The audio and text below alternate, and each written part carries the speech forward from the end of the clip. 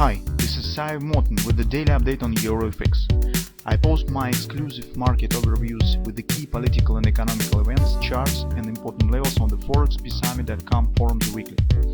This short video is a response to rapidly changing situation on the currency markets and should help you to stay on top of the game and be profitable. I suggest you to visit ForexPeaceArmy.com forum and read my analysis for the week before watching this daily video. So welcome back. Let's keep our journey with the euro currency. Actually, we see that yesterday there was minor bounce that makes no significant impact on the overall picture and actually stands at the levels that we have specified. And today I just actually would like to show just one detail, so really brief update on the overall situation that we have here, because everything mostly stands the same. Just one nuance exists here, is that stands in relation to this bounce. So yesterday we said that we would like to see this bounce before, after market will reach the 107 area, neckline, and particularly speaking our XOP that we have on the fall time frame chart. You can see that XOP has not been reached, and this is always brings some uncertainty and risk for any long position that you are taking, trying to trade market maybe with some new direction or by some other reasons, but to the upside. And it always risks exist that market could return that back down, complete the target first, and then start upward action.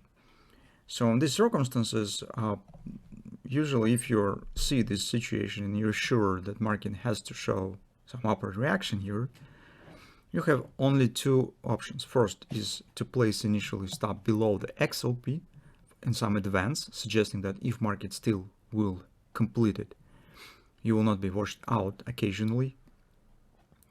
And second, just wait when this touching of this area will happen. So both of these steps have its own advantages and disadvantages. In the first scenario, you get the position and you're guaranteed with the participation upward action if no return back will happen to the XOP. In the second case, you just miss the trade.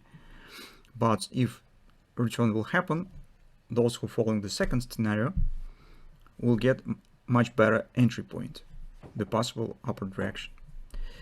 So, always the existence of untouched target very close to the market, and always some bearish risk. In current situation, this is bearish because the target stands below the market.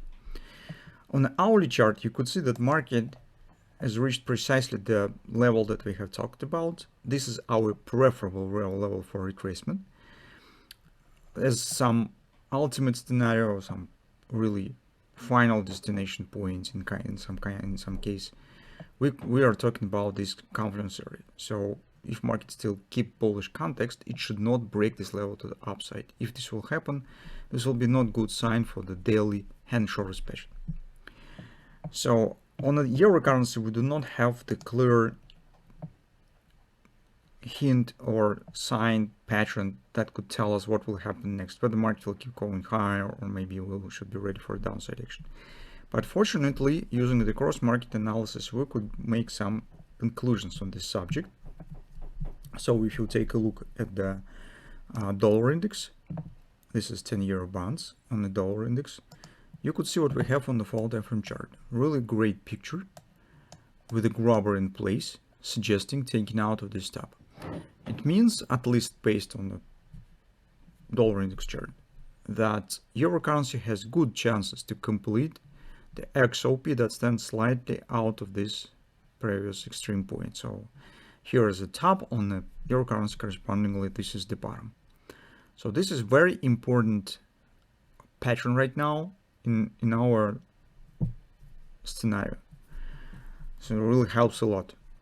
Finally, as I said, this is the 10-year bonds. You could see what's going on. The yields are coming higher.